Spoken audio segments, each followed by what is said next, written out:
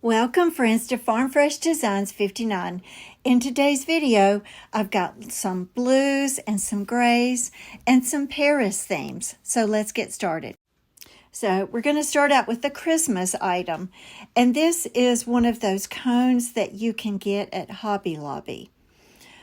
It's painted with Dixie Belle Dusty Blue. So I go over the whole thing, and I think I only need to paint one coat of it, but I paint the entire piece and make sure that it dries well. Next, I pull out my IOD snowflake mold that I think came out last Christmas, and I put cornstarch in all of my molds. I'm using all of the snowflakes except for the largest snowflake. So I believe there's 4 or 5 little snowflakes, and then there's a couple medium size, and then some that are a little bit larger, and then there's one really large one. When I put the clay in it, the IOD molds have a micro rim around each piece, so you can just use your thumb to press it down in and push it into that mold. Now, some people just go ahead and stop there, but I tend to like to take something to kind of scrape it off on the back. On these little ones, I'm just using the plastic piece that comes with all of the IOD transfers. And then sometimes I use an old credit card or an old gift card to push it down on the back, just because I like it to be flat on the back, especially with what I'm doing now. So I'm going to be making a lot of these snowflakes, because my intent is to cover that Christmas tree cone completely with snowflakes. So I go ahead and get all of these snowflakes done, and then I continue to make snowflakes. Now, one of the things I do is I don't make all of them at one time, because it's going to take a lot of molds to cover this cone. And if I make up too many at one time and then just let them sit out, then they're going to start drying. And because they're going to have to curve around this cone, I don't want them to set up too much before I start gluing them on. But these are really pretty snowflake molds, and when you turn them over and pull them out, the detail on them is just beautiful. And none of the snowflakes have the same pattern, so it adds a lot of interest when you use these snowflakes, but they're really pretty. Now, because some of them have a little bit delicate edges, I try to ease them out of the mold really well. And then that's just a little scraper that I use to move them out of the way. So now I'm using Tight Bond glue, and I'm going to be gluing all of the snowflakes on. And so it's going to mold around that cone really well. You could also use hot glue if you wanted to. Resin would probably not do as well unless you put it on right after the resin sets up. But in this case, resin would be too expensive to make this piece. So air dry clay is probably the best medium to use, because if I use hot glue, it would take forever to get these snowflakes made. Now, because it's rounded, there's just something, if you'll notice up to the top, that I lay that cone inside of so it won't roll over.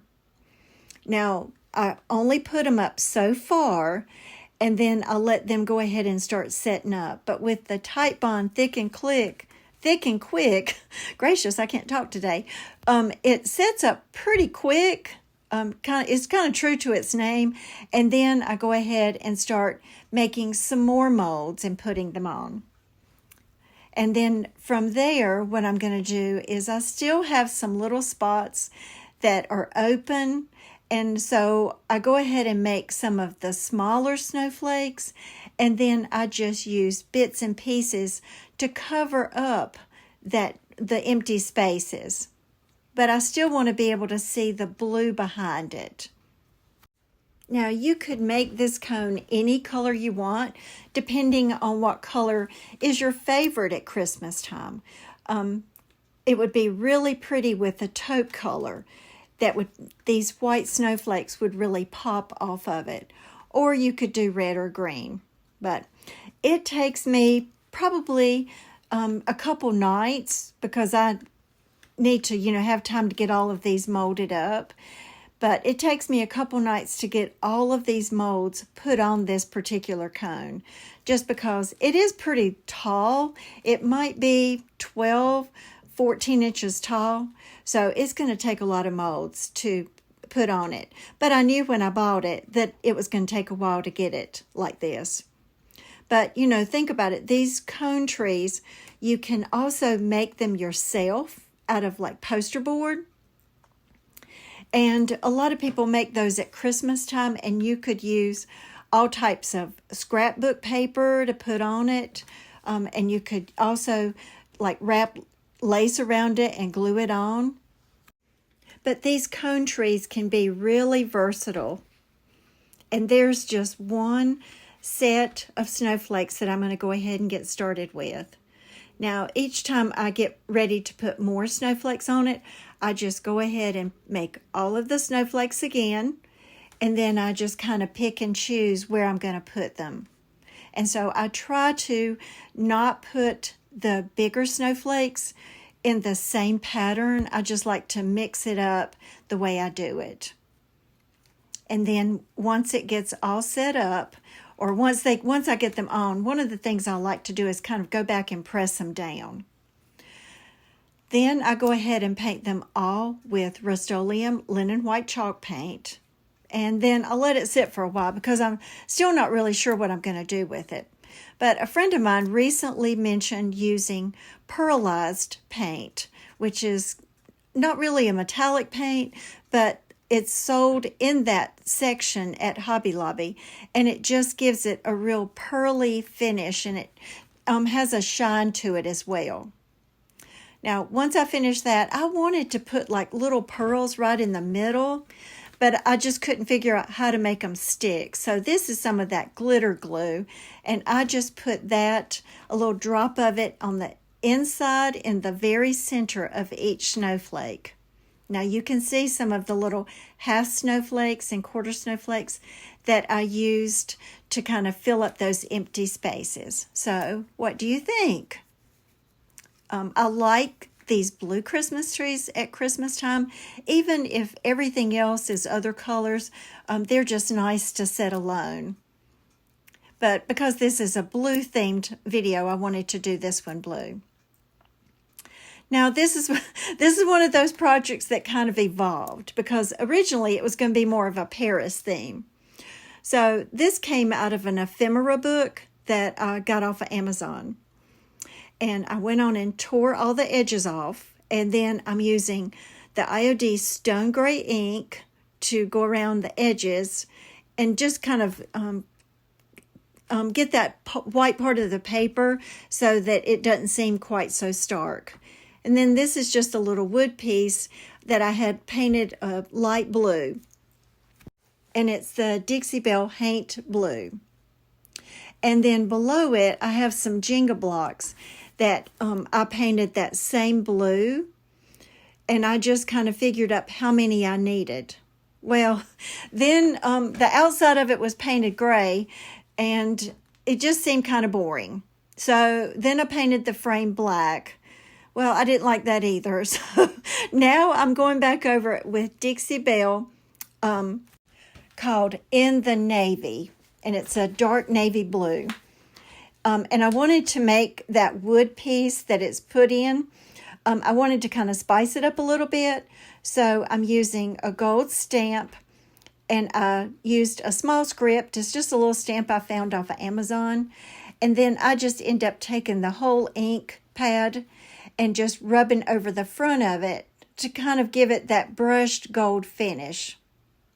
Now, before I show you that at the end, this is another one that kind of evolved as well. So this is just a little wood piece that I found at Michael's that I had left over from something else. And it was just a little label that was script. And I painted it gray and glued that on. And I glued it inside of a little frame. Didn't like that either. And so I painted that one black and I kind of left it at that. So these are just two little shelf sitters that will go with some additional things that I have in the video in just a few minutes. But I wanted something that was more Paris themed. So if you're liking the video, make sure to give me a thumbs up, and I would love it if you subscribe to my channel and become part of our family at Farm Fresh Designs 59. Now this next piece, I lost a little bit of footage, but this is one of those scroll pieces that I bought at Goodwill recently. I have used them in a couple other videos, or these kind of scroll pieces, and when I went to Goodwill recently with my granddaughter, I found 3 more, so I picked up all of them because I like the width and how tall they are, and it's just a good piece to put long and skinny things on. Now, the part that I lost with my footage is painted with Dixie Belle Paint Blue, and I used the Eiffel Tower transfer from the IOD Brocante. And so I'm just going back on the back, and I'm painting the back of it blue because this will be something that will go into my booth. And then I didn't like the rope on the back painted gold, and so I painted it with a light blue, and then that kind of seemed to kind of blend in real well. And then I decided I'd paint it black. And well, then it was kind of stark. So then I end up going back and painting it with a gray. And I'm not real sure if I'm still happy with it. And I may just decide to take the rope off completely. But it's just something that came with it. And it's still in good shape and it's real stiff. So I decided I would leave it on there. And those little knobs that are up at the top, I painted those with a silver metallic paint that I get at Hobby Lobby. So here's what it looks like on the front. It's a really tall piece, and I've been waiting for that special piece to put it on. Now this is the IOD Stone Gray ink, and I'm just using the entire pad to rub on the edges to kind of give it just a little bit aged finish, because it was just a little bit stark for it to just be blue completely. Then what I do is I decide that maybe the silver is just a little bit too shiny. So I go over it with Dixie Belle clear wax. And then what I'm going to do is I want to be able to kind of darken it up. And I didn't want to use the grunge gray wax. So I end up going back over it with Dixie Belle black wax and just getting it in those little crevices and wiping it off. And then that kind of made it look a little bit better because of the transfer on the front is black. So let me tell you a funny story about the Eiffel Tower. Years ago, I had a chance to study overseas, and I saw the Eiffel Tower up close, and I was so surprised because in all the pictures it's shiny, and when you see it in person it's not shiny. It's made out of metal, and it's kind of darker than what I anticipated, but it's still pretty, and at night it's gorgeous when they put all the lights, and it's just such a pretty sight. And there's a real pretty park around it with a lot of benches for you to be able to sit and look at it. Now this next piece is a tray that I thrifted. And it also kind of evolved. I made it up one time and it didn't turn out right.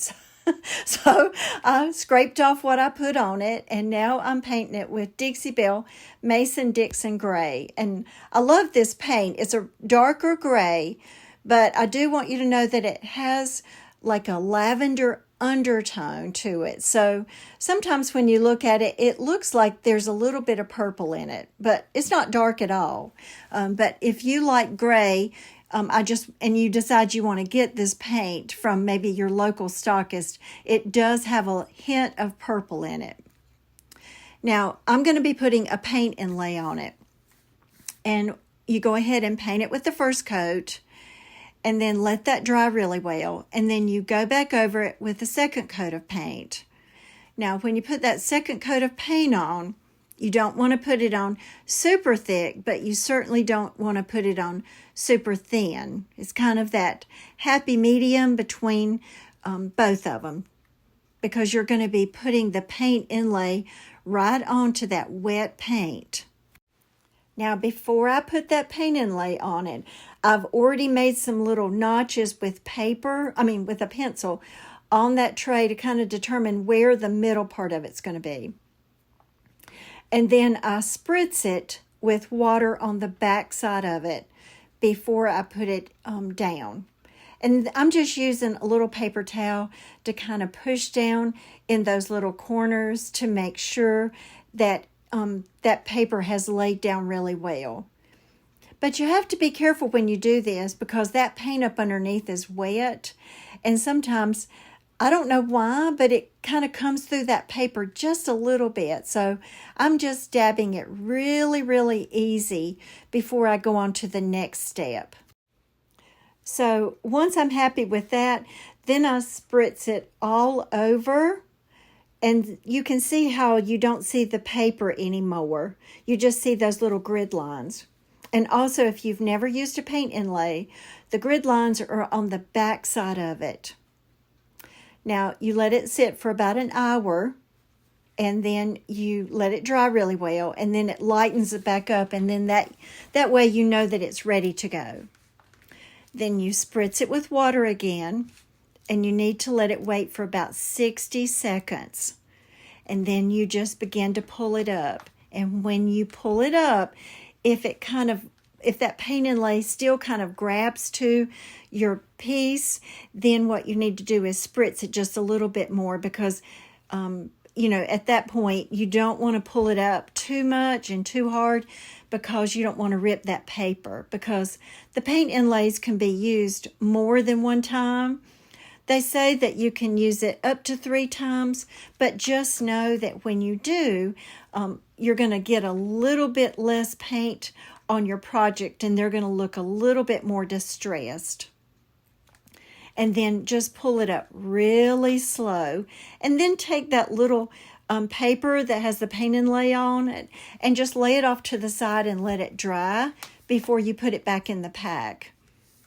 And then what you're going to want to do is let it dry, and then you spray it with Rust-Oleum clear sealer, because if you try to brush on sealer, you're going to be messing up that paint. So it's best to just spray it with the clear sealer. And then I put the handles back on it, and I paint those silver. So friends, we are at the end of the video already. So I hope you liked today's video. In the comments below, tell me what was your favorite, and tell me, are these kind of things that you like to put in your home? Is this something that you would put in your bedroom? Maybe something a little bit more romantic and Paris themed. And then tell me, what colors do you like to decorate with at Christmas? And do you like to use blue and snowflakes in your Christmas decor? But I appreciate you so much for watching my videos. Make sure to like and subscribe and to hit that notifications button so that you'll be notified the next time that I put a video up. So I appreciate all your support and all your sweet comments, and I hope you have a great rest of the week. Bye guys.